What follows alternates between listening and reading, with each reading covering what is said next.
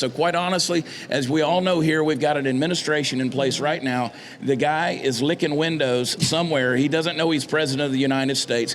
He's so old, his toe knuckles are on the precipice of eternity as he stands on stage. He sees dead people. He sees a realm you and I can't even see. And so he doesn't know he's there. I would love just one time. I'll be honest with you, I've got quite the past. I haven't done drugs in a long time, but just once I'd like to have whatever they're giving Joe Biden. I want to ride that lightning just for a minute and just see what he's feeling. All of the horses that they tested it on in the back are dead. They're all dead. But somehow... Yeah, we buried them legs up. But when you got a guy who gets on stage with his black as marble pupils and he's high as a kite and he gives a State of the Union address, and when the first 20 seconds he starts talking about we're Ukraine and how we're going to support Ukraine, and the borders of Ukraine are more important than the borders of America. This is a Ukraine-first president. Yeah.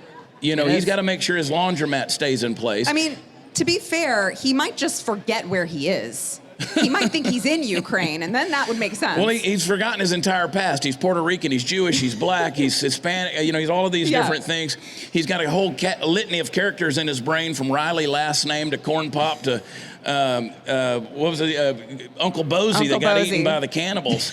So wherever he's at, he's pandering. You know, just last week he was at the Morehouse College, where, interestingly enough, students and faculty were turning their back on him. You know, a guy like that, again, we look at, and I will say this, we don't have any leaders in this country that God didn't place.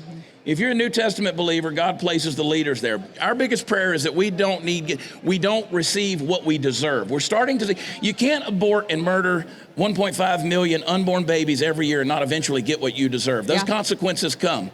God will not be mocked. This country has exactly what it deserves. We have to repent. We have to come back to that founding principle that I mentioned and understand that God's the one who controls our destiny and not us. So when you have a president in place like that, who basically has no sense of right and wrong. He's a pandering puppet.